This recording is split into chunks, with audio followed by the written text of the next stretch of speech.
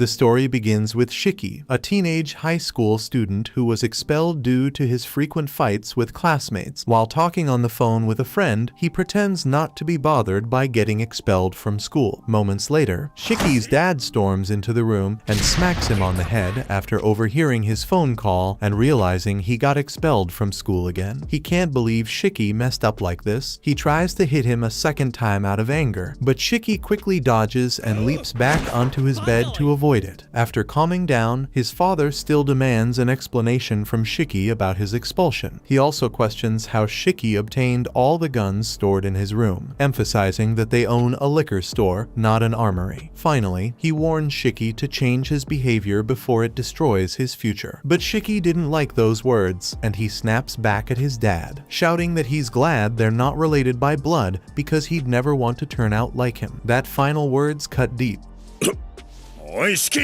And Shiki can tell he went too far the moment the words leave his mouth, before either of them can say anything else. The phone rings downstairs in the liquor store. Shiki's dad runs. He goes to pick it up and is surprised to hear someone placing a large beer order. Since he doesn't usually get much business, he's more than happy to take it. He gets into his car to deliver the package, and as soon as Shiki notices him driving away, he begins murmuring, regretting how events unfolded. Suddenly, a loud crash echoes outside his room, and before he knows it, a black mist wraps around him like a rope, dragging him out onto the street. Shiki is dazed from the fall, barely grasping what's happening when a mysterious man from the smoke. The man apparently recognizes him. Out of nowhere, a car slams into the man, pinning him against the wall. As the man is unconscious, Shiki's father shouts at him to jump in now. Without hesitation, Shiki jumps into his dad's car, but once things seem to have calmed down, he has a few questions. First, he demands to know why some random guy just dragged him out onto the street, and more importantly, why his dad acted so casually about running the guy over like it was no big deal. Shiki's father insists that someone like Samadair wouldn't be killed by a mere car crash. Still confused, Shiki struggles to process everything until his dad finally reveals the truth. He explains that Shiki is descended from an Oni, while Samadair comes from the bloodline of Momotaro. That's why Samadair is so determined to hunt him down. Shiki is too shocked to respond, and while there's still a lot more to explain, but his father doesn't have time to elaborate. Samadair has already caught up to them. A creeping black mist envelops the car, causing it to malfunction. With no other choice, Shiki's dad stops in a nearby abandoned factory, desperate to escape before the car gives out completely. After they get out, Shiki glances back and sees the car completely engulfed in that same strange black mist. But before he can ask what it is, the car suddenly explodes in a massive fireball. Amid all the chaos, Shiki's dad looks away for just a moment, and in that brief instant, Samadair manages to take Shiki. Inside the factory, Samadair traps Shiki mid-air using his black mist shaped like a spider web. When Shiki asks him what's going on, he coldly replies that anyone with Oni blood is just a pest that needs to be wiped out. With that, Samadair prepares to finish Shiki off for good. But before Samadair can strike, Shiki's father arrives to stop him. As he steps in, he reveals that the stories of Momotaro and the Oni are real, and their conflict has been ongoing for thousands of years. Over time, the descendants of Momotaro have continued the mission of eradicating the Oni, which led to the creation of the Momotaro Agency. Shiki remains puzzled by everything, but his father never assumed a boy like him would grasp it right away. For the moment, he instructs Shiki to stay back while he deals with Samadair. However, the moment Samadair hears Shiki's dad plans to confront him, he summons two swords from the dark mist and lunges forward with incredible speed. However, Shiki's father counters by summoning his own mist blade, deflecting the strike. The black mist is a distinctive ability exclusive to Momotaro's descendants. Shiki's dad was once part of the Momotaro Agency and even fought alongside Samadair in the past. His real name, Tsuyoshi Momotaro. However, he abandoned that life years ago to raise Shiki far from the agency's reach. Sadly, he was never going to be able to keep Shiki hidden forever. ever. Samadare then questions Tsuyoshi, asking if he's forgotten how dangerous the Oni really are, but Tsuyoshi has no interest in discussing it. His only concern now is keeping Shiki safe. Tsuyoshi holds his own against Samadare for a while, but eventually, Samadare finds an opening and slashes his chest in a flash. Tsuyoshi collapses to the ground, unconscious, leaving Shiki horrified by what he's just seen. Shiki yells at Samadare for hurting his father. Samadare then shifts his focus back to him, ready to end it. But just as he moves in, Tsuyoshi, using the last of his strength, grabs Samadare's leg to stop him from reaching his son. Samadare demands to know why Tsuyoshi would risk so much to protect a child with Oni blood. But Tsuyoshi responds that a father doesn't need a reason to shield his son. He acknowledges that Shiki might not the best person, and yes, he has Oni blood, but he's never harmed anyone. With that in mind, Tsuyoshi challenges Samadare, asking how he could justify killing a kid. Tsuyoshi's words cut deep, stirring up the guilt Samadare has been carrying lately, but he refuses to hear any more. He summons his sword, ready to strike Tsuyoshi down. Shiki can do nothing but watch in despair as his father faces death at Samadare's hands, and the only thing racing through Shiki's mind is an overwhelming desire to kill Samadare. Blood starts pouring from every part of Shiki's body as his mind is consumed by pure hatred. By the time Samadare looks back at him, Shiki has vanished. Suddenly, Samadare hears the sound of multiple guns cocking right beside his head. Startled, he instinctively leaps backward, barely dodging the attack, but he still has no clue Shiki's whereabouts. At that moment, a drop of blood hits the ground. Samadare looks up, only to see Shiki clinging to the ceiling. He's stunned that Shiki managed to unlock his Oni powers and manipulate his own blood so quickly. But the real terror lies in what these abilities mean: the loss of humanity. Without it, Oni are utterly merciless, and Shiki is no exception. Samadare raises his sword, bracing for Shiki's next move. But as Shiki begins launching blood missiles at him, Samadare quickly realizes he's outmatched and starts to retreat. He manages to get out of the blast zone just in time, but the fight is far from over. Shiki bursts through the smoke and delivers a powerful kick that sends Samadare flying into some rubble. Shiki then looms over Samadare and unleashes a devastating barrage of gunfire. The entire warehouse is obliterated in the chaos, yet somehow, Samadare survives the onslaught. Even more unexpectedly, Shiki reverts back to his human form. Confused, he looks down at himself, puzzled by the blood covering his body. A typical reaction, as he has no memory of what happened during his transformation, and Samadare plans to take advantage of the confusion to finish Shiki off before he transforms again. He begins charging towards Shiki, all repeating that all Oni must be eliminated with no exceptions. Shiki isn't able to control this transformation at will yet, so he is pretty much a useless. Just as the blade is about to land, Tsuyoshi throws himself in the way and takes the blow. Samadare is stunned that Tsuyoshi would risk his life for an Oni, but Shiki's dad reflects on the cherished memories he shared with Shiki and feels at peace, believing his life has been meaningful. Exhausted by the battle and aware that their clash is attracting unwanted attention, Samadare decides to retreat. To protect the secrecy of the Momotaro agency, he disappears into a cloud of black mist. After Samadare disappears, Tsuyoshi falls into Shiki's arms, and he grows deeply concerned. He quickly says he'll call for help, but Tsuyoshi stops him, explaining that no one can help him now. It's already too late. All he wants is to have one final conversation with Shiki before he goes. With his remaining strength, Tsuyoshi apologizes for hiding the truth all these years. It wasn't an easy thing to confess, but now, with his time running out, he can't stand by Shiki's side any longer. His final wish is for Shiki to get strong enough to crush both the Momotaro clan and the Oni. Only then will you truly be free. Shiki screams at his father, refusing to accept his dying words. He won't let him die. Not now. Determined, he lifts Tsuyoshi up and starts carrying him to the hospital. Seeing how much Shiki cares brings a smile to Tsuyoshi's face, but his injuries are far too serious. After a few seconds, Tsuyoshi's body gives out completely, and he crumples to the ground. Shiki pleads with his father to wake up, desperately saying he hasn't had the chance to say sorry or make amends for the harsh words he said that morning. But it's no use. Tsuyoshi is already dead. Shiki breaks down, sitting beside his father's lifeless body. Suddenly, someone shows up behind him and tells him he can't stick around because there would be too many onlookers. Shiki is caught off guard and braces for another fight. But before he can even react. He's struck in the neck and immediately loses consciousness. At the same time, the heads of the Momotaro agency are in chaos after learning that Samadare couldn't kill Shiki. Some are even questioning whether he's losing his edge. However, considering the circumstances, they understand why he backed off. They can't risk exposing their organization to the public, so they're determined to keep the public from learning about the existence of Oni. That's why they plan to eliminate Shiki the moment he's within their reach. The problem is, that's easier said than done, because right now, Shiki was transported to a secluded island in the middle of nowhere, making him nearly impossible to track down now. The plan is to enroll Shiki in a school filled with other Oni like himself so he can properly develop his abilities. But before everything, Nato must conduct a detailed assessment to determine if Shiki is actually worth the effort. Still, the principal warns Nato to make sure none of them die before they're fully trained and ready for battle. A while later, Shiki regains consciousness and realizes he's tied to a chair, while the man behind him casually exercises using his umbrella. Strangely enough, this doesn't even come close to the most random thing Shiki has encountered. The man introduces himself as Nato, and now that Shiki is awake, he says it's time to explain everything. First, he exposes his horns to prove to Shiki that they are both Oni. Then, he explains that Shiki was brought there for two purposes: evaluation and retrieval. As Shiki is aware, the Momotaro agency uses the black mist to hunt down honest like them. The person who killed Shiki's father was part of this organization, whose ultimate mission is to eradicate all Oni from the world. To counter them, the Oni agency was created, and Nato's role is to locate newly awakened Oni like Shiki and determine if they're suitable to join. That's essentially all there is to it. With that, Nato retrieves his board and loosens the bindings on Shiki's mouth so he can speak and ask questions. Once Shiki regains the ability to speak, he instantly starts shouting at Nato, demanding answers about his father's whereabouts. Irritated by all the yelling, Nato knocks a few points off Shiki's evaluation and explains that his father's body is securely stored. However, he adds bluntly that it doesn't really matter since the man is already dead. Shiki is struggling to break free, but that aggressive behavior is exactly why Nato restrained him to begin with, so there's no chance he'll be letting him go just yet. Shiki is furious, but he realizes that shouting won't do him any good. Shiki takes a moment to collect himself and calmly asks Nato to let him go, saying he has unfinished business with a guy who killed his father. But even though his voice is steady, the anger is still written all over his face, so Nato denies his request. On top of that, he knows Shiki wouldn't stand a chance against a Momotaro agent anyway. But if Shiki's so determined to throw his life away, Nato figures there's a better way to assess him. He removes his tie, and before Shiki can even react, Nato appears behind him and starts choking him with it. The test is simple. Shiki has to escape somehow. If he fails, he dies. Either outcome is fine by Nato. Shiki isn't about to let some stranger take his life. He fights desperately, even as blood starts filling his eyes. But in the end, he collapses unconscious. Nato is ready to choke the life out of him for good. But when Shiki blacks out, his subconscious takes control, triggering his Oni berserker state. Blood on the ground suddenly forms sharp spikes, forcing Nato to retreat. The moment he looks away, Shiki summons a machine gun and aims it straight at him. Shiki pulls the trigger without a second thought,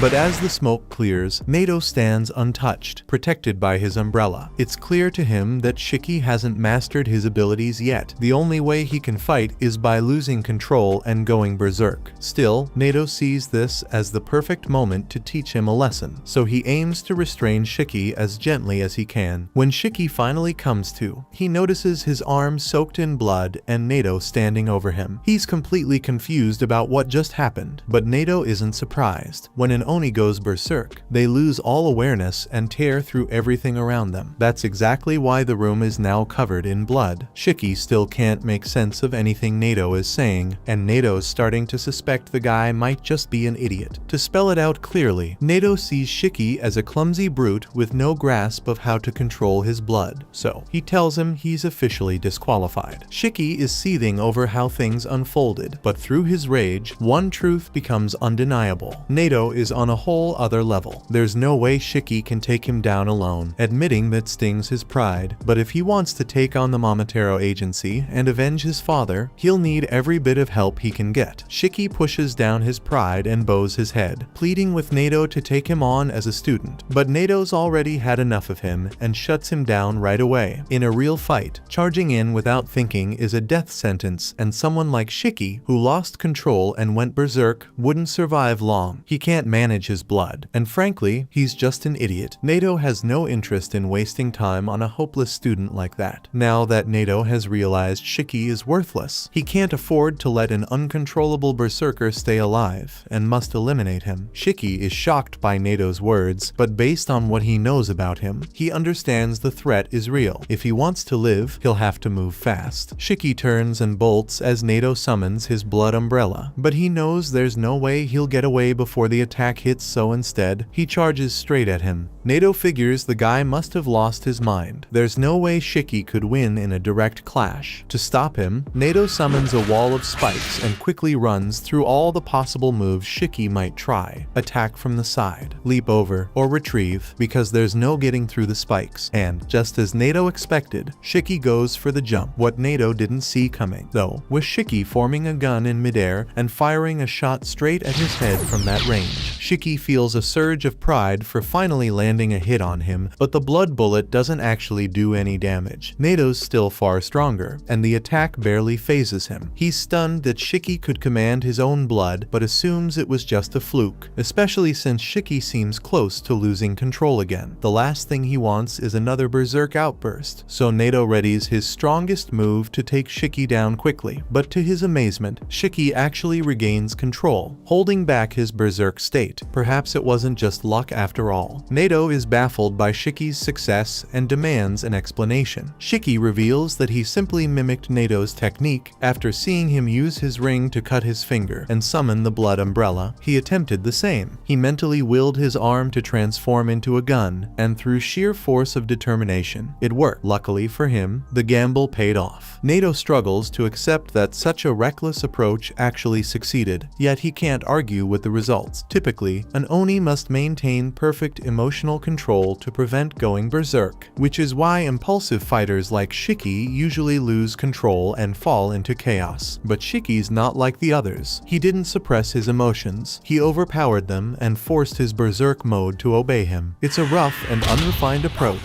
but the strength it gave him was undeniably explosive. Shiki tells Nato that his only goal is to become strong enough to kill the man who murdered his father, so he makes a vow. If Nato makes him his underling, he'll give everything he's got to learn whatever Nato is willing to teach. Shiki's being completely sincere, and Nato can tell, but he still turns him down. What Shiki just pulled was basically a reckless gamble with his life, and he didn't have any kind of backup plan in case things went south. To Nato, that kind of recklessness still signals inexperience. Even so, he doesn't believe Shiki is entirely without potential. In the end, Nato decides to spare Shiki and take him on as a student, stopping the execution. He refuses to explain what exactly changed his mind, but the important thing is that he now sees real potential in Shiki, and Nato isn't the type to let raw talent go to waste. The island they're on is called Onigashima, and at its center lies Rosetsu Academy, a school created specifically for Oni. Nato explains that it's a military academy where Oni are trained to battle the Momotaro agency. But Shiki seems less interested in all that and more shocked by the realization that he's actually on an island. Nato jabs Shiki in the face for spouting nonsense, while he's still trying to explain things. He then announces that he's the homeroom teacher at the academy, which means he'll be responsible for Shiki and the rest of the students from now on. Shiki will have to live on campus, undergo training, and fight regularly to prepare himself for taking on the Momotaro agents, so he better be prepared. But Shiki's mind is overwhelmed by all the information Nato just threw at him. There's still plenty he doesn't fully grasp, but in the end, it doesn't matter to him. He'll do whatever it takes, as long as it means getting strong enough to take his revenge. A bit later, Nato takes Shiki to the locker room so he can change into his new school uniform. Shiki feels a little weird about it. He never thought he'd wear one again after getting expelled from his previous school. Nato then mentions that there are a few other students in his class, but out of everyone, Shiki is the least skilled, so he'd better avoid picking any fights. Shiki also asks about his dad, and Nato explains that the body is being kept in the morgue, and it's up to Shiki to decide on the funeral arrangements. Shiki's good mood fades the moment he's reminded of his father's death. However, Nato tells him there's no point dwelling on past regrets. Instead, he should channel that pain into getting stronger stronger, so he never has to feel that kind of regret again. With that, Nato takes off on his skates, saying there's no time to waste and that Shiki has just 15 seconds to get to class before he's late. Shiki complains that it's unfair, but knowing he has no other option, he sprints after him. They finally reach the classroom door, and Shiki starts thinking about the most impressive way to make his entrance. But Nato has no patience for that and just kicks him through the door, causing Shiki to land face first on the floor and end up with a nosebleed. Noticing the blood, he immediately demands a tissue from the nearest person. Instead, Jin tells him to stay quiet, which instantly ticks Shiki off, prompting him to get right in Jin's face. Jin isn't the only student in the class. Others like Ikari, Kuina, Juji, Rokuro, and Homer are here too, but at the moment, Shiki couldn't care less about them. His focus is solely on Jin because he has unfinished business with him. Suddenly, Shiki and Jin realize they're sitting side by side, with Nato standing right behind them. Neither of them noticed him move, which leaves them both frozen in fear. Still, Shiki grumbles that he doesn't want to sit next to someone like Jin. Unfortunately, Nato has zero interest in Shiki's petty drama. Without missing a beat, he moves on with a class announcement, revealing that today's activity will be a simple game of tag. Shiki is baffled, wondering if came to this school to play games. Nato leads them outside and explains that this place is called the Shinra Forest. The rules are simple. They have 1 hour to return to school without being caught by him. Anyone he tags faces immediate expulsion. To even the odds, he promises not to use his blood abilities at all, while the students are free to use theirs as much as they want. But he issues a warning. If anyone loses control and goes berserk, he'll have no choice but to unleash his own power, and things will get ugly for them. Jin asks Nato, what if someone manages to kill Nato during the game? Nato replies that anyone skilled enough to take him down would earn instant graduation and the right to join any unit they choose. He casually dares them to try, but warns that he won't go down without a fight. Now that everyone knows about the rewards, they're all eager for the game. Shiki, however, feels a bit unsure since he's still adjusting, but a little hesitation won't hold him back. He's determined to try his hardest, so he tells Nato he's ready to start the game. Before starting, Nato adds one more rule. In order to complete the game, they would need to have claimed one of the cool blue orbs. He holds only 2 in hand and then throws them deep into the forest, after which he tells the students that if they don't end up finding one of the orbs before the end of the game, their victory would be pointless, even if they managed to reach the goal. The students notice that Nato only threw 2 balls into the forest. Even though there are 7 of them, they immediately assume he wants them to fight over blue orbs. However, Nato explains that he'll be splitting them into 3 groups because of this. The first group would consist of Homer, Shiki, and Jin. Group 2 would have Ikari and Juji. Finally, Group 3 would have Rokuro and Kuina. To make things more interesting, Nato says that Groups 2 and 3 will have to share just 1 ball. Everyone immediately gets excited when they hear this, knowing it means at least 3 students will be expelled. Nato opens the gate and tells them to go in first. He'll follow 15 minutes later, but before they head in, Shiki complains about being teamed up with Jin, saying there's no way he's joining the team. Nato simply tells him if he can't work with the terms, he's going to be expelled. Homer then introduces herself to Shiki, giving off a timid vibe as she bows and says she'll do her best not to get in his way. But in response, Shiki just stares at her in awe. It's no surprise. He's been a total jerk since he was a kid, so girls have always kept their distance. But now, for the first time in years, a pretty girl has spoken to him, and he immediately vows to protect her no matter what. Homer blushes when she hears that and tells him not to go through all that trouble. She just wants to stay out of the way. Shiki, hearing this, feels like he's hit the jackpot. He's about to win over a girl who's not only pretty but also humble. Homer also introduces herself to Jin, but he completely ignores her, leaving her devastated. Shiki yells at Jin for making Homer cry, then does his best to cheer her up by calling her cute. Judging by the look on her face, it clearly works. She's happy. Shiki and Jin keep bickering until Nato cuts in, telling them to shut up and start the game already. Without hesitation, Jin and Shiki head inside. Homer, feeling a bit nervous, pauses for a moment before following them. As Jin dashes through the forest, he recalls Nato saying anyone that kills him would earn an instant graduation. He believes this is the perfect opportunity for him to get out of here quickly and avenge his family. Just then, Shiki sneaks up on him from behind and almost hits him with a really heavy stick.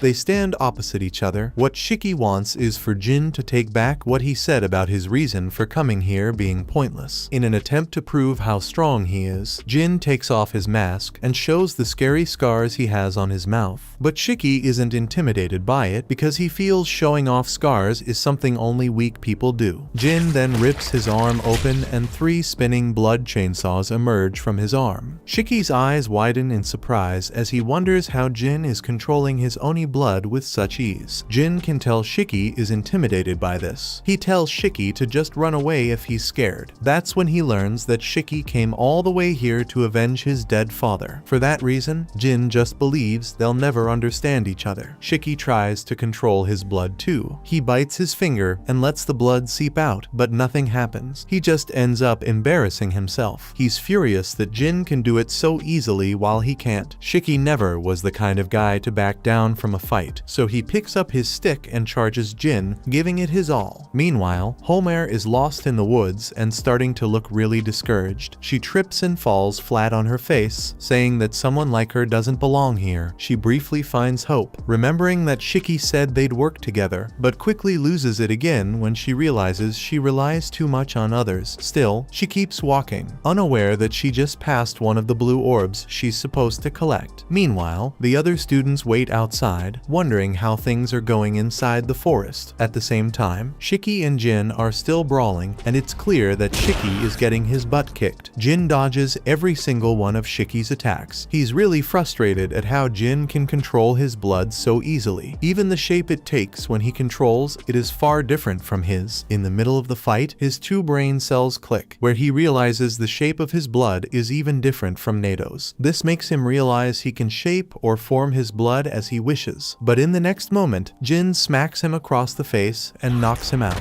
Thinking he's won, Jin turns to walk away, but Shiki gets back up. Jin fires a blood slash at him, but at the worst possible moment, Homer steps into its path. Luckily, Shiki manages to pull her out of the way just in time. Homer lies on the ground, opens her eyes, and sees that Shiki got hurt protecting her. She's overwhelmed with guilt and begins bowing and apologizing over and over, but Shiki tells her not to worry, it was Jin's fault, not hers. By the time Shiki looks back at her, he sees a giant Oni monster appear on top of Homer. It kind of looks like a female titan. Homer remains on her knees and begs them both to run away from there as quickly as they can, or else the monster is going to kill them. Meanwhile, Nado is bored waiting for Group 1 to finish. That's when he gets an unexpected visit from the school principal. The principal considers it quite bold of Nado to give his students a life or death assignment on the first day. Nado says he did that because he thinks training is more meaningful than wasting the whole day with explanations. Hearing that, the principal can tell Nado actually cares about the students and is doing this for their sake. Being an Oni isn't easy at all. Lots of them die every year and most of them are mere children. You could even get killed for just being related to one. The worst case are those that are taken alive and are used as test subjects in a lab. This is why Nado is doing his very best to shape these kids up as quickly as possible so they would be able to defend themselves. He believes as long as they're strong, they won't die. Meanwhile, Shiki and the others are in a tough spot now that the Oni Titan has gone berserk. Jin leaps up and tries to cut it down, but it's way too big, he doesn't stand a chance. Shiki asks Homer to just put an end to it, but unfortunately, she can't control it. She then collapses to the floor from too much blood loss. Shiki's first instinct is to run over there and pull her away, but on getting there, he's surprised to see that the Titan is actually protecting her. The Oni Titan then launches a heavy blood attack that sends both Shiki and Jin flying. Homer musters up some strength, calls out to the Titan, and refers to it as her sister. She begs it to stop all this destruction. As Shiki gets back up to his feet, Homer advises them to run away before they get killed. But Shiki says he's definitely not going to do that because it would mean she'll bleed out and die right before his eyes. He can't just leave her to die like that. Deep in the bushes, Nado watches from a distance and sees that this giant Titan is Homer's special blood ability. He's curious to see how the kids handle it. In the middle of the chaos, Shiki tries to summon his own blood ability, but it fails him again. Nado sees this and knows it won't work last time. Shiki only managed to pull it off by sheer luck. The Titan launches an attack by throwing several rocks at Shiki, sending him flying backwards. At this point, he starts to feel really pathetic. His father died died just to protect him. But now he's still useless. He looks down while he starts to cry, saying being weak is so frustrating and humiliating. Just then, Jin walks forward and tells Shiki that if he's crying, he should go and do it somewhere else. Jin then draws his blood and summons 2 chainsaw weapons from his hands and is now face to face with the Oni Titan. He's still a bit shaken up from the last attack he took, but it's nothing he can't handle. Nato still watches from a distance and acknowledges that Jin creating 2 different weapon types at the same time would take serious control of his Oni blood. He's definitely got some experience. An Oni's blood can take literally any shape or strength. The image a person holds is transmitted from their brain, traveling not only through the nerves but also through the bloodstream, shaping itself accordingly. It's a simple signal from the brain. In some cases, people have their traumas reflected, while others reveal their preferences or tastes. Legend has it that what an Oni creates with their blood can even offer a glimpse into life itself. With that, the act of creating one's own unique weapon from their blood came to be known as the Blood Eclipse release. Back on the battlefield, Jin gets serious and uses his chainsaw to slice the Titan's arm while he's on top of it. When the time is right, he jumps in the air and uses his sword to slice the back of its neck, but the Titan manages to protect itself at the last second. Shiki remains on the sidelines, frustrated that he can't figure out how to use his blood technique. That's when his 2 brain cells finally click. All the weapons Jin forms are designed for cutting, but an Oni's weapons are supposed to be unique and personal to them. Shiki has always had a thing for guns. Even during his assessment test, he managed to create one from his blood. Putting all this together, it has to be the answer. Meanwhile, Jin is busy fighting the female Titan. She lets out a piercing screech at a frequency that bursts his eardrums. Nato continues to watch the fight and sees that things are about to get a little out of hand. He's thinking about stopping the test and just expelling them all, but that's when Shiki comes out of nowhere and unveils a giant bazooka attached to his arm. Nato is shocked to see he managed to figure it out so quickly. The Titan tries to smash him, but Shiki quickly shifts position and fires a blazing blast that obliterates the Titan in a single shot. Blood splatters everywhere. Shiki has a bright smirk on his face. Neither Nato nor Jin can believe their eyes. Shiki just proved everyone wrong. As it begins to rain, he notices Homer lying unconscious on the ground. He immediately rushes to help her, but his body is so weak that he falls flat on his face. Nato suddenly appears, telling him that he's paralyzed because he just used a ridiculous amount of his blood at once. What Shiki did was extremely dangerous and could have gotten him killed. Despite that, Shiki still tries his best to look tough by standing up, but immediately falls back down. Nato warns him that using too much blood at once could be fatal. Shiki still can't control his blood properly and has a long way to go. Nato advises him to take things easy from now on. Still, Nato can't deny that the attack Shiki used a few minutes ago was incredibly powerful. Shiki tells Nato not to worry so much about him. Instead, he wants all the attention focused on making sure Homer is alright. He insists they can take care of him only after she's been helped. Hearing this, Nato feels shocked and confused, wondering why someone who nearly died would still worry so much about others. Just then, Jin sneaks up from behind and tries to chop Nato's head off, but Nato luckily blocks it in time. After putting some distance between them, Jin asks Nato why he's wasting his time worrying about them. Jin doesn't care who gets hurt along the way. All that matters to him is achieving his goal, no matter the cost. Nato casually opens his umbrella, saying he prefers to treat all his students equally, but guys like Jin seriously piss him off. Jin confirms with Nato one last time that if he manages to kill him, he would graduate instantly and get assigned to the squad of his choice. Nato agrees to the terms. He even says he'll not use his blood techniques at all to defend himself. Without wasting any time, Jin charges at Nato and attacks with his chainsaws, but Nato swiftly blocks every strike with his umbrella. Their fight continues back and forth, with Nato defending each attack effortlessly. After creating some distance again, Jin rushes in once more, but this time, just before Jin attacks, Nato clicks his umbrella, releasing a thick cloud of smoke that blinds Jin temporarily. Nato tells Jin not to worry, the smoke isn't poisoned, it's just regular smoke. Jin can tell he's using the smoke to launch a surprise attack on him. His plan is to cut him in half the moment he tries to get close to him, but just then, he gets hit in the arm with a ton of rubber bullets. Nato observed that Jin is all about close combat, so he decides to keep his distance with with long-range attacks. He's only hitting him with rubber bullets, but since he hurt his arm while fighting the Titan, Nato is sure it hurts like hell. However, Jin still has one more trick up his sleeve. He unleashes his new Blood Eclipse release and hurls several spinning blades at Nato. Nato dodges them with ease, but is surprised that Jin found a way to counter long-range defense. Their fight escalates into the air, and Jin sneaks up behind him, trying to end it all, but Nato catches him off guard with another surprise smoke grenade. Jin lands in the middle of the smoke-covered ground and immediately assumes that Nato will try to snipe him from the north. But Nato sneaks up from behind and lands a solid punch to his back, sending him flying. As Nato walks toward him, he says that assuming your opponent will always attack from a distance is a good way to get yourself killed. Jin was an easy target because he kept favoring his right arm. Nato tells him his biggest mistake was thinking he could win this fight while injured. Then, he uses his special umbrella to trap Jin. But Jin has used so much blood that he's too weak to even break free. Shiki observes the entire thing and is left speechless. Nato continues to speak, telling Jin that if this was a real battle, he would have been dead. Along the lines, Nato reveals that Jin is going to such extreme lengths just to see his father again. Jin is shocked that he knows this. Nato explains that he did a bit of digging and found out everything, like the fact that Jin's father is a Momotaro. Shiki hears this and is stunned. Now that his secret is out, Jin decides there's no point hiding anything anymore. He begins by saying his dad was a miserable bastard who took everything from him, his family and his dreams. The scars all over Jin's body are painful reminders carved into him by his father, and the hatred he's felt since childhood has never faded. As a kid, he barely survived, living off scraps he found in street dumpsters. Now, the only purpose driving him forward is to kill his father. Only then will he feel whole. The backstory gives Jin an adrenaline rush, so he quickly breaks free from the umbrella prison. But before he can do anything, Nato grabs his face and slams it into the ground.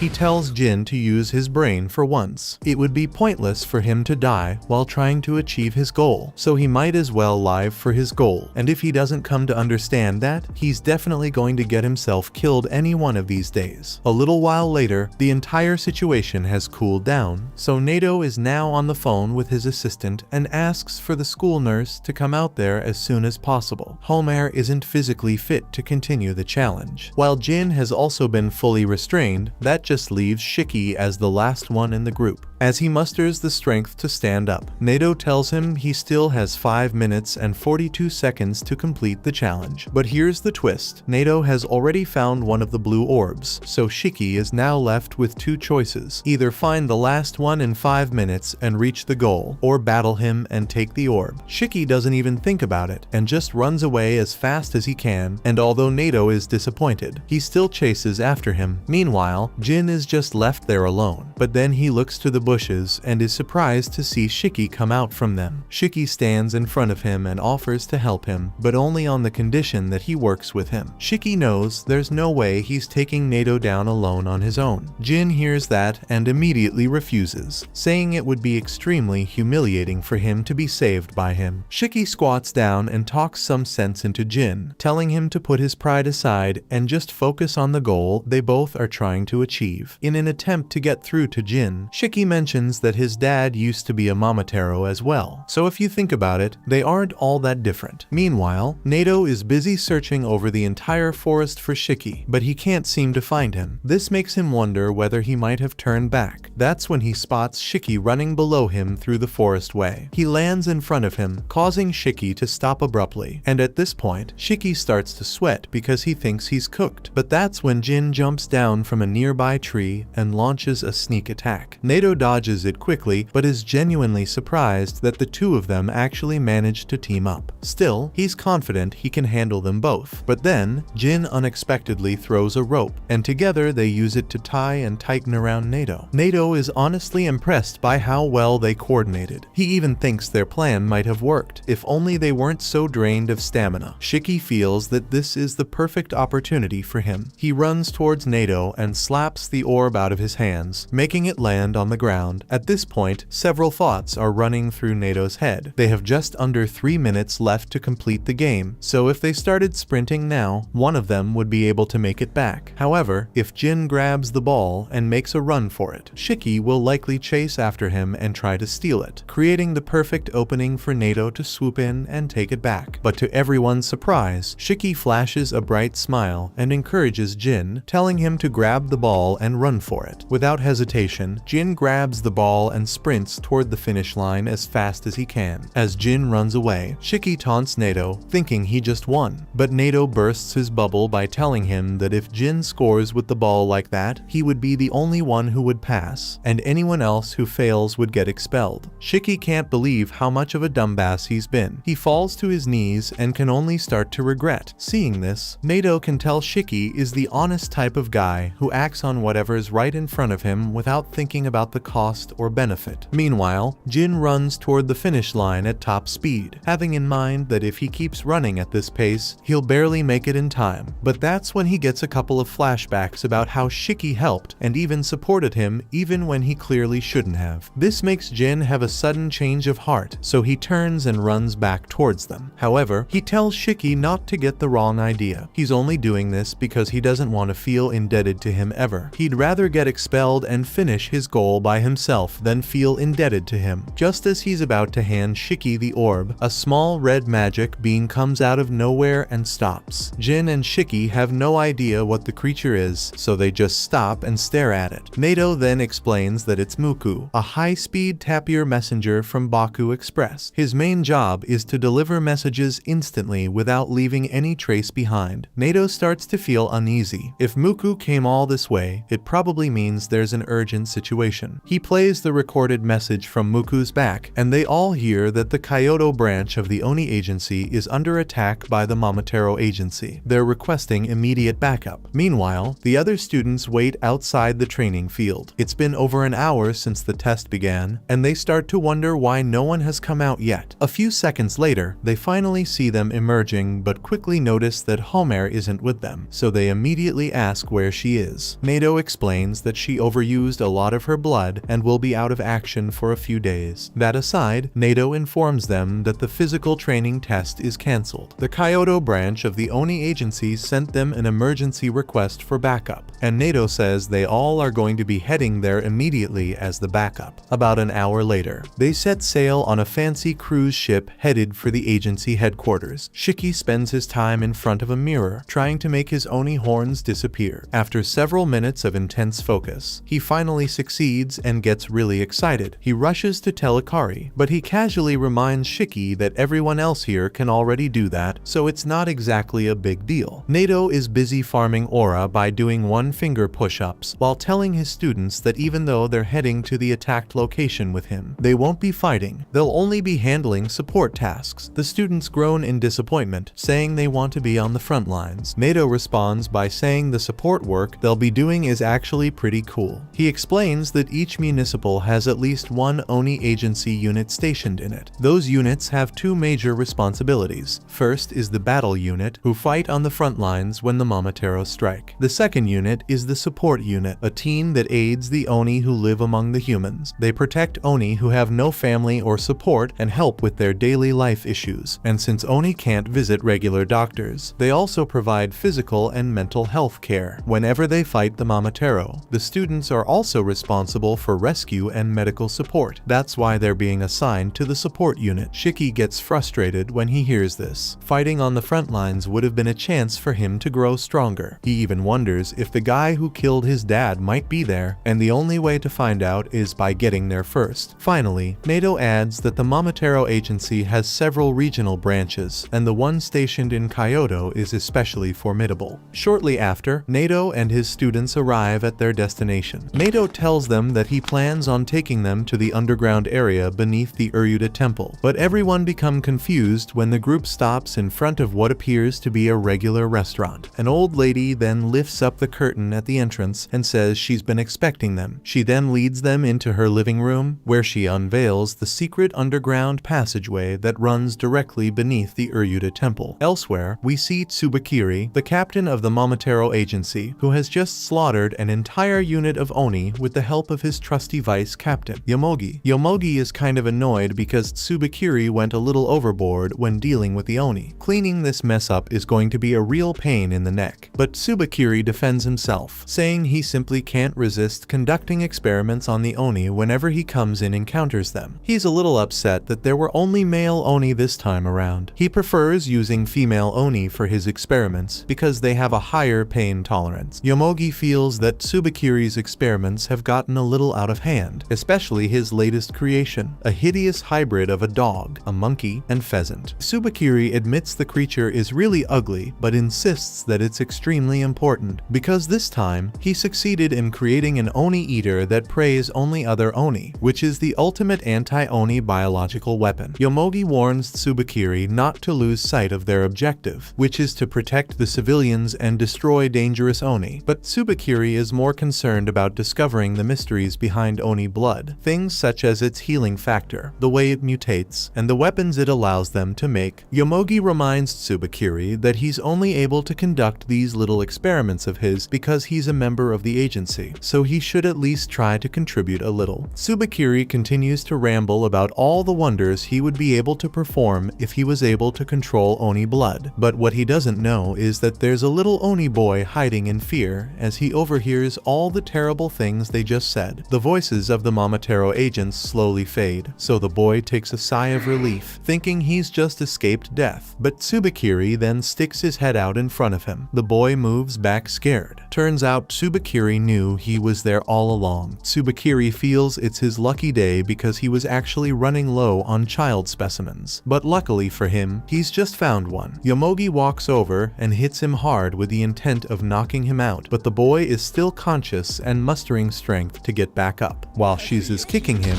a drop of blood splashes onto Tsubakiri's uniform, and Yomogi realizes this is bad. Tsubakiri then approaches the Oni boy and starts kicking him as well, explaining that although he's interested in studying Oni blood, he's disgusted by it. Finally, Tsubakiri shows his power off by manipulating the corpses of the fallen Oni and rolling them all together into a massive pile. He crushes the boy beneath them until he dies. Their abilities allow them to fight using black bacteria from their bodies. Some use this power to make weapons, while some use it to launch spores. But what Yomogi finds disturbing is the way Tsubakiri uses his power. Tsubakiri is able to use his black bacteria to control corpses without any limits. Tsubakiri then orders his ugly hybrid creation to eat the pile of Oni and clean up the remains. With that handled, Tsubakiri and Yomogi decide to get back to work. Simultaneously, Nato and his students are still passing through the underground Kyoto tunnel, and after a little more walking, Nato opens up a large tunnel door and announces that they just arrived at the Oni Agency Kyoto base. Shiki and the others are stunned. The place is so massive that they mistake it for a mansion. That's when a guy with pink hair walks out of one of the rooms. Seeing Nato, he calmly moves over to greet him. Until he spots Kuina among the students, he instantly loses his composure as he sees a hot girl like her is one of Nato's students, so he turns back to fix his hair. He speaks to Kuina directly and boldly asks her for her number, but Kuina declines. The rejection hits him hard, but he doesn't lose hope. He knows he's going to get lucky one of these days. Shiki is curious about who this clown is, so he introduces himself as Kyoya, the commander of the support unit of the Oni Agency. Apparently, he and Nato used to be classmates back in Rezetsu Academy. Nato puts an end to all the chit-chat and informs them that he's about to head to the front lines. His students hear that and are all eager to come along with him, but Nato doesn't give a response to them. He just tells Kyoya that he's free to use his students as he likes until he gets back from the front lines. Just then, one of the nurses comes in to call Kyoya because there's a really serious emergency on the ground. The nurse sees that the students from the academy have arrived, so she tells them to hurry up and change because they're going to need their help for this operation. Shortly after, everyone gets changed and are escorted to the patient center. Shiki looks around and shudders as he sees the dire conditions these frontline soldiers are in. However, the nurse draws Kyoya's attention to a frontline soldier who's in even worse condition. During battle, the soldier lost both his arms and legs. He's even struggling to breathe because his lungs sustained some intense damage. The nurse estimates that he has about 3 minutes left. Shiki trembles in fear as he watches the patient because he never knew life on the front lines could get so scary. But despite despite the man's dire medical condition. Kyoya still has a bright smile on his face while he tells the patient that he's going to be just fine. Shiki tells Kyoya to stop fooling around because he doesn't think that man has any chance of surviving, given his current medical state. But Kyoya just tells Shiki to trust him when he says that. Kyoya orders the nurses to get him several Oni blood bags. While doing so, he tells everyone that he's going to give them a little sneak peek of what life on the front lines is like. Elsewhere, Tsubakiri and his team have just taken down the first wave of the Oni agents. The remaining members of the Oni agency are starting to consider running away because they saw that Tsubakiri is so strong that he was able to kill both their commander and vice commander. Tsubakiri slowly walks towards them with the intention of finishing them off. But Nato arrives at the last second and uses his blood eclipse release to summon blood archers who shoot arrows at him simultaneously. Tsubakiri manages to block by using the corpses of the Oni as shields. With that out of the way, Tsubakiri informs Nato that he heard there's a place where the Kyoto Oni have been quietly gathering. He asks whether that means the Oni species would vanish if they wipe them all out. But Nato has no idea what he's talking about, so Tsubakiri just assumes it was just a rumor after all. Back at the agency, several Oni blood bags have been hooked up to Kyoya's body. He looks down at the patient and asks him whether he would want to regain his arms or legs. Considering his lung issue, he can't really talk, so Kyoya just tells him to use his mouth movements to indicate his answer. The patient indicates that he would prefer to grow his arms back first because he still wants to be able to hug his kids if he survives. Kyoya assures him that he's going to get back to his kids after this. Kyoya takes out a scalpel and uses it to pierce his skin, allowing a thick streak of his Oni blood to pour into the patient's mouth. The patient starts to scream in pain, so the nurses urge the students to finally make themselves useful by restraining the patient while he screams. A few seconds later, the blood packs are almost immediately emptied, so the nurse urges the less busy students to go into the next door room and get some more blood. Shiki continues to restrain the patient until he looks at the guy's arm and sees that it's slowly starting to regenerate. He scurries back in shock. The cell regeneration process has already begun, so his arms sprout back out and his lungs slowly start to repair themselves. The students observe this and are shocked to see that the man's arms and lungs have been healed. Shiki asks Kyoya whether the patient's legs will regenerate too. Kyoya replies, saying they will regenerate with time and the right medical doses. Kyoya further explains that if they try to regenerate both his arms and legs at once, the patient likely will develop some antibodies, and once that happens, no amount of blood transfusion would be able to solve it. The patient is most likely going to be retired from the battle unit after this, but Kyoya tells him that he can still join the support team if he still wants to be of some help to the agency. The patient hears this and can't do anything but shed tears of joy while he thanks Kyoya for all he's done for him. Kyoya then draws the attention of the students that in this ongoing war, this patient he just saved could very well have been any one of them right now. He understands why they're so eager to fight on the front lines. However, he reminds them that those who fight all the dangerous monsters on the front lines always survive because they have someone behind them keeping them safe. That's the exact job of the support unit. The students now understand how cool and important the support role is, so they even offer to help them in any possible way they can. Kyoya has the perfect job for Shiki. He asks him to look after the little girl named Mei over there. Mei was brought in yesterday because she was attacked by a Momotaro and her parents haven't been found yet. Kyoya is counting on Shiki to keep her company until further notice. Shiki goes to sit down beside Mei. He tries to initiate conversation by making small talk, but she completely ignores him. She finally speaks when Shiki asks her whether she wants to go to Uryuda. She replies, saying she doesn't know where that is. Shiki is shocked to hear she doesn't know where that place is because it's so popular that it's taught in elementary school. But Shiki gets a clear explanation as Mei tells him that she's never been to a school. After that, they both walk through the hallway to see an entire new wave of Oni agents have just been killed by the Momotaro, so their corpses are currently being rushed in to be properly disposed of. Mei looks at some of the corpses as they go by, and two of them that pass turn out to be her mom and dad. Mei discovers that they died during battle and can't do anything but cry in mourning. Back on the front lines, Tsubakiri has a loud smirk while he explains to Nato that he left some Oni corpses behind that were laced with his bacteria. He made sure they were easy to find and assumed that they would bring those corpses back to base. In other words, they just ended up bringing in corpses into their base that Tsubakiri can control whenever he wants. Nato widens his eyes in shock at this realization. Tsubakiri isn't sure whether the corpses have arrived at their base yet, so he decides to conduct a little test by moving his fingers to revive them. Back at the agency, Tsubakiri starts off by controlling Mei's dad's body by making him sit up. Mei sees this and is really excited, thinking that her dad didn't die after all. In the next few moments, Shiki and Kyoya look back to see that Mei's dad has woken up and is choking his own daughter to death. Kyoya sees this and instantly knows that this is Tsubakiri's doing. He first of all instructs Shiki to cover Mei's eyes, after which he uses 2 scalpels to stab him through the head, thereby destroying his brain. The corpse then collapses to the ground. When dealing with cases like this, just cutting the head off won't be enough. You would need to destroy the brain. Mei rushes over to her dad's corpse and continues to cry. Kyoya is busy feeling sorry for Mei, but that's when he realizes that they have over 30 corpses in the building that Tsubakiri has control over. At that moment, Mei's mom grabs Shiki from behind, choking him. Kyoya notices and rushes to help, but before he can, 3 other Oni zombies grab him from behind, holding him back. Meanwhile, the nurses are busy carrying corpses to the disposal unit when the bodies suddenly wake up and start attacking. Right after, a massive wave of Oni zombies bursts through the door into the patient room. They immediately attack the patients lying on the floor, but the nurses fight back as best they can. Back in the other room, Mei cries her heart out, begging her mom to stop choking Shiki, but her mom has already turned into a zombie, and Shiki knows she's beyond saving. Kyoya desperately wants to help, but the 3 Oni zombies blocking him refuse to back down. Before Shiki passes out, he slowly reaches for a neat-looking handgun. He remembers being on the boat coming here when Nato had given it to him for self-defense, since Shiki still couldn't fully control his blood. Back then, Shiki wasn't thinking about self-defense, he was just thrilled to finally have a real gun instead of a fake model. Nato had explained the gun was loaded with Shiki's blood-infused rounds, meaning they hit much harder than normal bullets. Since there weren't many bullets, Nato told him to only use them when it truly counted. Shiki realizes that using the gun on Mei's mom is his only chance to survive. He hugs Mei to block her view, then shoots her mom in the head. Shiki takes a sharp breath, feeling a wave of relief. Meanwhile, Kyoya is still pinned under the Oni zombies, but Shiki saves him by shooting all 3 in the head, killing them instantly. Kyoya pushes the pile of corpses off himself and looks over at Shiki. They help each other to their feet, and Kyoya tells him he'll handle getting the patients to safety, while Shiki takes charge of dealing with the Oni zombies in the main hall. Meanwhile, the patients are seconds away from becoming zombie food until Akari bursts in, saving them at the last moment by hitting the zombies with a hard punches to the face. The other students join the fight, defending themselves, but after a while they realize something strange. No matter how many times they hit the zombies, the creatures just won't stay down. Jin looks worried, clearly wondering what they should do next. That's when Shiki suddenly yells out, telling everyone that the only way to defeat the zombies is with headshots. Any strike to another part of the body won't kill them. Hearing this, Jin quickly uses his Eclipse technique, throwing 3 blood shurikens aimed directly at the zombies' heads. Just as Shiki said, they drop instantly, dead for good. The others see this, and now they're convinced this is how they need to fight. With that settled, Kyoya orders the support unit to focus on evacuating the patients and preventing any more casualties. Shiki keeps firing his handgun, taking down multiple zombies at once, though the act disgusts him. Killing so many corpses feels wrong. Some students announce they'll go help with the evacuation, but Akari snaps back, telling them there's no need to say it, just go and do it. They take the hint and leave, while Akari stays behind, holding his ground against the undead. Meanwhile, Shiki starts feeling more and more uneasy. Every zombie he shoots was once someone important to somebody. These were innocent people, yet here he is pumping bullets into them when their real enemy is supposed to be the Momotaro. The thought of that just makes his blood boil. Kyoya orders the remaining nurses to get all the patients to safety while Shiki and the others keep holding pushing the zombies back. Meanwhile, Tsubakiri and Nato are about to face off. Nato charges first, but Tsubakiri blocks by shoving 3 Oni zombies in front of him as a shield. Nato stays calm until Tsubakiri's pet suddenly bursts out of nowhere, lunging at him. Nato narrowly dodges at the last second, and in the process, the 3 Oni zombies are struck, their blood splattering across the wall. Nato looks at them with a cold, unflinching stare. Tsubakiri smirks and tells him he should be happy after all. The Oni zombies are being killed off. After that, Nato tells the others to head back to the evacuation point while he takes care of Tsubakiri. But Tsubakiri has no intention of letting anyone leave. He calls out for Yomogi and she steps forward. Using her black bacteria, she creates a cage that traps Nato and the others inside. Nato asks what they're trying to accomplish by doing this, so Tsubakiri explains that as long as he has them trapped, they can stay in their hideout for as long as they want. He adds that the barrier is so strong that they can't escape unless Yomogi allows it. Tsubakiri assumes Nato believes he doesn't know where their hideout is, so he reveals that he planted transmitters on every corpse he left behind. By tracking the signals from those transmitters, he discovered their hideout is beneath Dera. Nato's calm expression fades as he realizes Tsubakiri has just learned their location. Tsubakiri then starts walking away, giving Yomogi a signal. Yomogi responds by letting the ugly pass through the barrier. Nato and the others stay on guard, not sure what's about to happen. As Tsubakiri keeps walking, he snaps his fingers, causing the ugly creature to swell. The Oni agents look on in disgust, while Nato watches with curiosity, wondering what will happen next. The creature begins to glow, and it's clear it's about to explode, so Nato shouts for everyone to get down. The blast is so powerful, it destroys everything within a 100-meter radius. Tsubakiri watches the explosion, disappointed that it wasn't more violent. He says he'll work on improving it in the future. Yomogi suggests checking for survivors, but Tsubakiri says there's no need, no one could survive that. Besides, he just washed his uniform and doesn't want blood on it. Moments later, Nato is seen lying on the ground, his body covered in scars and burns. Meanwhile, back at headquarters, Shiki shoots the last Oni zombie in the head and breathes a sigh of relief, glad it's finally over. Kyoya announces that they've successfully moved the patients to the main hall, and it's all thanks to everyone being here, so he thanks them deeply. Meanwhile, Mei stands frozen, as her mom and dad lie lifeless on the floor with bullet holes in their heads. Kyoya notices this and feels sorry for her. He walks over and tells her he's sorry she had to go through that. Shiki also apologizes, admitting he was the one who shot her mother in the head. He recalls the moment and feels lingering guilt, but to his surprise, Mei says it's fine. She explains that she's always lived in hiding and never had a normal childhood, never doing things like going to school. Because of that, she isn't shocked. She always thought this day would come. She just didn't know when. She even smiles at Shiki, telling him not to worry. Hearing this makes Shiki shudder in disbelief. Mei just saw her parents killed, and all she can say is that it's okay. This makes Shiki clench his fists in frustration as he recalls his own childhood. Back then, he admired superheroes. The Momotaro are supposed to be the superheroes of their world, so why do they take the lives of innocent people just because they have Oni blood? Overwhelmed with emotion, he hugs Mei and says that because of this, he'll become the villain so he can destroy the so-called heroes. He keeps hugging her, telling Mei not to worry because he'll create a world where they can all smile again. Everyone else silently watches this. Still in Shiki's arms, Mei's eyes tremble with emotion. Later, Jin and Kyoya return from the agency through the underground tunnel. Kyoya suggests they gather the bodies of their fallen friends, saying he'll lead Jin to the cremation site and start transporting them there. Back at the agency, the others are left with the task of disposing of the corpses, and Akari isn't happy about it, complaining that Kyoya left them to do all the grunt work. He turns around and sees Juji just standing there, so he yells at him to quit slacking off. Juji quickly replies that he's not slacking, since this place was just attacked. It's obvious the area isn't safe, so he thinks it's best to stay on guard at all times. His ability is designed for scouting, so he bites his thumb to draw blood, lets it drip onto the floor, and a huge blood radar appears beneath them. This is his blood eclipse release technique. Ikari has never seen anything like it, so he shudders in shock. Juji explains that his blood can detect any living being within a 5-kilometer radius of where it lands, and it can even tell if they're a Momotaro or not. The radar starts scanning the surroundings, but at first, it detects nothing. However, However, Juji points out that the heat signature's sensitivity is low, which makes it harder for him to pinpoint a target's exact appearance or power level. Just then, the radar beeps, something has been found, and Juji's eyes widen in shock at the reading. Meanwhile, in the Mizumoto region, Tsubakiri and Yomogi have already found the secret tunnel's location and have even taken out the kind old lady guarding it. Tsubakiri is on the phone with his assistant, ordering him to send several ugly units to the coordinates he's providing. He also asks for the special ugly he's been saving for an important occasion. Before ending the call, he requests the file on the high-risk Oni, just for reference. Hanging up, Tsubakiri tells Yomogi that if NATO has already appeared, then something big is definitely happening. Yomogi draws his attention to the massive tunnel in front of them. She doesn't know who or what could be inside, so she suggests throwing in some poison gas. Tsubakiri pauses to think, agrees it's a good idea, but then suddenly changes his mind. He decides to enter the tunnel himself. He also tells Yomogi that before killing any Oni they find, they should first ask for their names. Yomogi asks why, and Tsubakiri explains that if they run into someone named Shiki, he wants him captured alive, not dead. She asks what's so special about him, and Tsubakiri replies that Shiki is very different from the rest. For that reason, he wants to take Shiki back to the lab for study. With that decided, the two of them head into the tunnel, determined to wipe out the Oni race once and for all. In flashback, where Mei is shown enjoying the happiest moments of her life with her parents, smiling and laughing together. But the warmth suddenly fades when she sees a nurse carrying her mother's lifeless body out of the room. Mei breaks down crying as she realizes that her life would never remain the same from this point onwards. Meanwhile, Jin and Kyoya are seen walking out of the agency crematorium. Jin feels unsettled that the agency even has such a place, so he asks Kyoya about it. Kyoya explains that whenever wars like this break out, many people end up here because not everyone can be saved. He tells Jin not to be soft, because this is the kind of world he's now a part of, and he'll have to get used to it. Still, Kyoya reassures him not to worry, promising that as long as he's around, he won't let Jin die so easily. With no more questions left on Jin's mind, Kyoya decides to ask one of his own. Out of nowhere, he casually asks Jin if he has a girlfriend and what kind of girls he likes, but Jin ignores him completely. They continue walking until Kyoya suddenly senses a dark presence behind him, but before he can react, he's stabbed in the stomach by Tsubakiri with a simple butter knife. Pulling the blade out, Tsubakiri remarks that Kyoya is lucky. If he hadn't moved at the last second, the knife would have pierced his heart. Furious, Jin activates his blood eclipse release technique and charges at Tsubakiri, but Yomogi sneaks up behind him and traps his hands using her black bacteria, forming a small box around them. The box slowly dissolves, leaving damage behind, though Jin knows he'll heal quickly thanks to the regenerative power of Oni blood. The intense pain dulls his focus and slows his thinking. Strategically, Jin realizes this is the worst possible situation for them. Despite being stabbed, Kyoya orders Jin to return to the agency and warn Shiki and the others that Tsubakiri is here, so they can evacuate the patients and everyone else. Jin hesitates, worried about how Kyoya will handle both Tsubakiri and Yomogi while injured. But Kyoya brushes off his concern, saying he'll handle it somehow. Reluctantly, Jin runs off, promising he'll be back with help. As soon as he leaves, Tsubakiri signals Yomogi, who places her hand on the ground. Immediately, a massive wall of bacteria rises up, sealing off the area and trapping Kyoya inside with them. Kyoya observes their tactic and quickly realizes their plan is to ensure no one gets out alive. Yomogi confirms this, telling him she's sealed the entire underground section of Urudadera, meaning escape is impossible. Even hearing that, Kyoya doesn't waver. He keeps up his confident persona, but inside, he begins piecing together the grim reality. There are no escape routes underground. The only fighters left are students, and reinforcements from the surface are hopeless. Worse yet, Tsubakiri and Yomogi are both extremely powerful. After considering all of this, Kyoya sighs and looks upward, admitting to himself that he'll most likely die in this battle. At that moment, Tsubakiri finally speaks, asking Kyoya if he knows who Shiki really is. At that moment, Kyoya realizes he needs to stand his ground somehow. He quickly reaches into his lab coat and pulls out a syringe filled with a dangerous chemical known as wolfsbane. It's a poisonous plant that causes respiratory failure and organ collapse. His His plan is to inject Tsubakiri with it before things get any worse. But before Kyoya can even move, Tsubakiri dashes past him in a blur and slits his throat. Blood splatters everywhere as Kyoya collapses to the ground. As he slowly begins to die, Kyoya mutters regretfully that if he was ever going to get killed, he always wished it would have been by a hot girl. Believing Kyoya to be dead, Tsubakiri walks over, ready to harvest his corpse with his black bacteria. But then he changes his mind. He senses his other pets have just arrived. He signals Yomogi to let them in. The pets walk through the barrier, and Tsubakiri orders the one in front to hand over what he asked for. The monster opens its mouth and spits out a large coffin it had been storing in its stomach. Meanwhile, Jin finally makes it back to headquarters, only to be shocked at what he sees. The whole place looks deserted and soaked in blood. He walks into a nearby room and finds Shiki and a few other staff members hiding inside. Jin immediately asks why there are so few of them. Shiki explains they received intel that the Momotaro were coming, so they quickly evacuated all the patients to the surface. But when it was their turn to escape, all the exits were sealed by Yomogi's black bacteria. Luckily, the patients managed to get out safely, but those left behind, including Mei, weren't able to make it. Ikari suggests splitting up to search for another way out, but one of the nurses speaks up. She explains there's no point because she already checked every exit. There's absolutely no way out. Just then, one of Tsubakiri's ugly pets casually walks into the room. Shiki and the others freeze, not knowing what to do. The pet ignores them, walks forward, grabs one of the nurses, and begins eating him alive. The other nurses scream in terror and immediately run off in fear. Moments later, Tsubakiri and Yomogi arrive at the Oni agency. Tsubakiri looks around in surprise, commenting on how impressive it is that they built all of this underground. The pet places the coffin in the center of the room, and Tsubakiri gives Yomogi his next order: kill everyone except Shiki, since he wants to keep him alive. Yomogi asks if he'll be joining, but Tsubakiri shakes his head, sits casually on top of the coffin, and says he won't. He has some thinking to do. With that, Yomogi heads out with the monsters to finish off any Oni still inside the building. Meanwhile, in the break room, Kuina rummages through a closet, looking for clothes. The nurse outfit she's been stuck wearing is too tight and hard to move in. Behind her, Rokuro is lying dramatically on the floor, whining that he's going to die from all the anxiety this situation is giving him. His constant complaining gets on Kuina's nerves, and she snaps at him to shut up. In the next moment, Kuina finishes changing into a much freer outfit. She stretches her arms and feels ready, now confident she can hold her own against the Momotaro. Just then, Kuina notices one of the monsters approaching, so she tells Rokuro to get ready and prepare for battle. But instead of standing firm, Rokuro panics, saying he can't fight while he's this anxious. Hearing this, Kuina gets a crazed smirk on her face as she realizes Rokuro is completely helpless and fully relying on her. She tells him to hide in the closet until the fight is over. Rokuro is surprised she gave him such an easy option, but the moment he hears it, he doesn't hesitate and rushes into the closet to hide. That's when the monster bursts through the door. The first thing it does is ask Kuina if she's Shiki. Rokuro overhears this from inside the closet and is shocked that these monsters are actually capable of speaking. Kuina quickly tells the monster she's not Shiki. So, following Tsubakiri's orders, the monster attacks Kuina with the intent to kill her. The monster throws punch after punch, but Kuina dodges every single one with ease. The force behind each strike is so strong that it knocks over the closet Rokuro is hiding in, and he faints in shock. Kuina steps forward, telling the monster not to feel so proud just for smashing a couple of walls. She bites her thumb and unleashes her blood eclipse release technique, which she calls I Love. Meanwhile, Jin is running as fast as he can, trying to get back to Kyoya in time to help him. At the same time, Mei and Shiki search for somewhere to hide, eventually slipping into the garden and crouching in the bushes. Shiki watches through the leaves, staying alert in case any of the Momotaro spot them. Back inside, Rokuro wakes up in the closet and instantly panics, convinced his heart has stopped beating. But then he notices the room is silent, so he tries to calm himself, saying everything he saw earlier must have just been a dream he had while asleep in the closet. But as he slowly opens the closet door, he sees the monster standing right there, staring at him. Strangely, it doesn't attack. Instead, it walks over to Kuina and acts as though it's now her pet. Rokuro can't believe what he's seeing, but in the very next moment, Kuina clenches her blood-plated gloves and punches the monster across the face. The monster crashes to the floor, and Kuina keeps striking it again and again until it finally dies. She was able to finish it thanks to her blood eclipse release. If Kuina's blood coats an enemy past a certain limit, they fall under her spell and gradually lose the will to fight. Rokuro watches in awe, shocked that she managed to take down the monster all on her own. People who know Kuina describe her as dependable and sisterly, which fits since she's tough, trustworthy, and admired by many. But her closest friends say she spoils others to an almost pathological degree. Rokuro bows and thanks Kuina sincerely for saving his life. Hearing this makes her blush, and in the next moment, she lays down a futon, tucks Rokuro in, and tells him to just sleep. By the time he wakes up, she promises everything will already be taken care of. Down the hall, a nurse is running for her life as the monster chases her, but let's just say she wasn't fast enough to escape.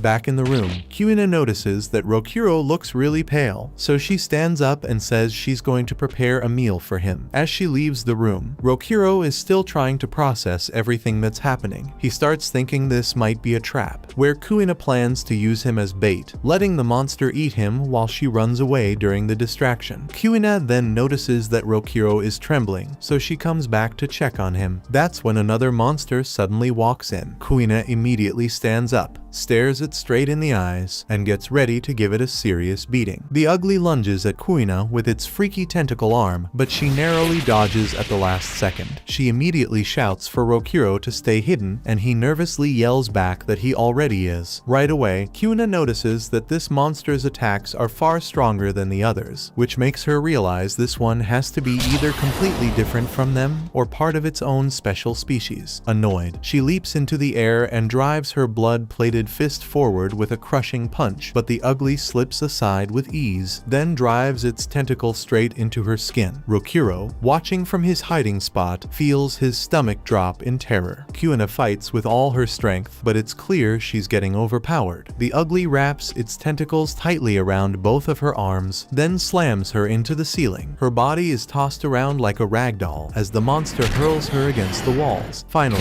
it smashes her into the floor and begins stomping on her face over and over again. Rokuro, still frozen in hiding, realizes that Kuina is in serious danger. She has already been beaten half to death, and at this rate, she won't last long. He knows he should do something, but he can't stop thinking about how useless he is. If Kuina couldn't win, what chance does he have? If he steps out now, he'll only get himself killed. So his plan is to keep hiding and pray that someone stronger shows up to save her. But even as he watches Kuina's face being crushed under the ugly's heel, he still doesn't move. Instead, he stares down at his hands, wondering how he became such a pathetic coward. He wasn't always like this. The sight stirs memories of a time when he still felt alive, back when Lulu was part of his world. Lulu, his first crush, was a year older, and whenever Rokuro was with her, he felt unstoppable. She gave him the courage to do things he'd never dare on his own, like leaping off a cliff into the lake without a second thought. She was always there, watching him with warmth in her eyes. Rokuro had been born in a quiet, remote town where Oni lived secretly among themselves, and Lulu happened to be one of them. Out of everything they did together, what he loved most was dancing with her. Even now, he can still picture the glowing sunset as the two of them practiced their steps side by side. Then came the night of the town festival. Rokuro and Lulu danced happily under the lanterns, having the time of their lives, until suddenly Lulu stumbled. Rokuro caught her and asked if she was feeling alright. She brushed it off, claiming she was fine, but that was a lie. In truth, she was very sick. For Oni, the moment their horns begin to grow, their blood changes completely. That meant she could no longer be treated at a human hospital. The only option was the Oni doctor in town, who started treating her right away. At first, it seemed like she was on the road to recovery, and both of them believed she'd be healthy again soon. But then disaster struck. The Momotaro agency raided their village. In the chaos, the Oni doctor was killed, leaving Lulu with no one who could help her. Her illness worsened quickly. Despite her weakening body and fading hope, Rokuro never left her side. He tried everything to cheer her up, always smiling for her sake, even when despair started weighing on them both. But his cheerful spirit wasn't enough. One day, as Rokuro held her hand tightly, it slipped out from his grasp. He looked down and realized she was gone. Lulu was dead. His safe harbor, his reason to feel strong, had vanished. Rokuro stayed there for hours, sobbing over her body. Not long after her death, the fears and anxieties he had once buried deep came flooding back. His hair began turning white, sleepless nights consumed him, and before he knew it, he had become a broken, nervous wreck, a full-blown neurotic, hollowed out by grief. From that day on, Rokuro was never the same. That's why he feels like he can't face this ugly, because without Lulu, he believes he's nothing. But just as Kuina is about to be finished off by the monster's crushing tentacles, Rokuro suddenly rushes in and saves her. Holding Kuina in his arms, he admits that if Lulu could see him now, she'd be disappointed. Ever since she died, he hasn't been the cool, fearless person she once knew him to be. That's why he decides he has to change. He has to grow strong enough so that one day he can look Lulu in the eye and say he stayed the same guy she always believed in, even after she was gone. To do that, he believes he needs to gather more achievements than he's ever had before, even if they come from someone as unreliable as him. At first, Rokuro hesitates, but after a moment, he steadies his breathing, bites his finger, and activates his blood eclipse release. His blood pours out and forms a life-sized model of Lulu. Rokuro has always believed he was only strong when Lulu was by his side, so as this blood-formed image of her embraces him, he draws in that strength. Power and confidence surge through him. His ultimate release manifests as a long, flowing coat made of blood and a hand fan to wield in battle. He names this new ability Frigid Ashes Dance. Rokuro charges straight at the ugly. With a single sweeping strike of his blood-forged fan, he lands a devastating blow, cutting deeper than he ever imagined he could. His blood cloak then whirls around him, scattering into a storm of razor-sharp petals. Each spin of his body creates slicing winds that tear through the air at his command. Standing tall, Rokuro smirks back at the monster and asks if it enjoyed his first attack. The ugly retaliates with a flurry of tentacle strikes, but Rokuro's body feels light now. He dodges easily, weaving between the attacks like a dancer. In that moment, memories of Lulu rush through his mind. He realizes the truth. He was never truly invincible. He only pretended to be. But Lulu, she must have known that all along. Even so, she believed in him, and that was what made him strong. With that thought burning inside him, Rokuro bursts into motion, dancing around the ugly with blinding speed. The monster can't keep up, forced to stand its ground while Rokuro spins around it. Then, with a final flurry of razor-fast strikes, he unleashes his secret technique. Blades of blood and slicing winds shred through the ugly, cutting it down until it collapses in defeat. Breathing hard but standing tall, Rokuro glances upward with a confident grin and asks the ghost of Lulu if he looked cool while fighting. Meanwhile, Shiki and Mei are still hiding nearby. The battlefield grows quiet, and Shiki, hearing no more sounds of fighting, assumes the uglies have been taken care of. He turns to Mei and tells her that the monsters are gone, but Mei doesn't look relieved. Still trembling, she admits that because her mom and dad died this way, she feels like she should die the same. Shiki gets serious. He tells her that if she dies, then it means she, her mom, and her dad all lost. But if she keeps living, if she keeps smiling toward the future, then none of them truly lost. Placing his hands firmly on her shoulders, he tells her what she needs to do right now is live. Fight her fears and cheer for him, because he's going to fight too, and he's going to crush the monsters that stole her family. Shiki then gets up, telling Mei to stay hidden while he goes to check the situation outside. He warns her not to leave this spot under any circumstances, because if there are still enemies around, it's the safest place she can be, and if danger comes while he's gone, she should do the same thing they did before, hide. He turns and starts walking away, but after just a few steps, Mei calls out to him. She begs him not to go, saying that he's definitely going to lose, and she's terrified that he'll die. Shiki doesn't even turn back. All he says is that there's no way he's going to lose. His heart tells him that much, and for him, that's enough. He glances over his shoulder with a serious expression and declares that he won't give in to despair. Mei is stunned by his response. She can't understand how he can still be so brave after seeing what happened to the others who dared to stand against the monsters. others. Meanwhile, on the front lines, Nato and the others are surprisingly still alive. Nato wakes up after being unconscious, and one of the agents explains that he had been out for 15 minutes because he shielded them from the explosion at the last second. Hearing this, Nato immediately gets to his feet. He tells everyone to forget about what just happened and orders them all to head to the Uryudadera temple, because his students are still there. Back at the temple, Shiki steps into the main room and finds Tsubakiri calmly sitting at the center. One glance at the uniform is all Shiki needs to recognize him as a Momotaro. With a cold expression, Shiki asks if he's Tsubakiri, the one responsible for everything. Tsubakiri doesn't answer directly. Instead, he asks Shiki for his name. When Shiki gives it, Tsubakiri's eyes light up. He admits that Shiki is the very person he's been searching for, then finally confirms that he is indeed Tsubakiri. Hearing that, Shiki demands to know how he could do something as vile as desecrating corpses and then sit here so shamelessly, as if nothing were wrong. Tsubakiri only bursts out laughing. He explains that the corpses he desecrated weren't human, they were Oni. He mocks Shiki, saying that the lines he just used only apply to Momotaro since they are humans with rights. Oni don't have rights at all. They deserve to be slaughtered. Rage surges through Shiki at those words. A vein bulges on his forehead as he draws his gun, aiming it straight at Tsubakiri's head. Meanwhile, Jin is sprinting at full speed to provide backup. But suddenly, a voice calls out to him from behind. It's Yomogi. She warns him not to waste his time searching for Kyoya and the others because, according to her, Tsubakiri already killed them. But Jin isn't shaken. He says he doesn't care. He only cares about his own goal. The two square off, preparing to fight. Jin activates his Blood Eclipse release, chainsaw revving as he charges forward. He swings for Yomogi with full force, but something feels wrong. As the smoke clears, he realizes his attack didn't work. Yomogi steps out unharmed from her black bacteria box, calmly remarking that it'll take far more than a single attack to stop her. Back at the agency, Shiki raises his gun to fire, but before he can shoot, Tsubakiri swats the weapon clean out of his hand. Tsubakiri tells Shiki he must be joking if he thought he could face him with an ordinary gun. Then he adds that Shiki's blood isn't as weak as the others. If used properly, he could actually be very valuable. Shiki growls in confusion, saying he doesn't even care what Tsubakiri means by that. The only thing that matters right now is how much he hates him. As he speaks, he unleashes his Blood Eclipse release, a giant gun made of his own blood, fused to his arm. Tsubakiri's eyes widen in excitement. He hasn't seen anything like this before. Shiki doesn't hesitate. He takes aim and fires. The blast is so powerful it obliterates the entire room, reducing it to rubble and flames. But when the smoke clears, Tsubakiri is still alive. He managed to dodge the attack at the very last moment. Shiki fixes him with a confident glare. He tells Tsubakiri that there's no way he'll be able to dodge the next shot. That was episode 8. Subscribe to not miss the next part and watch the next video on screen.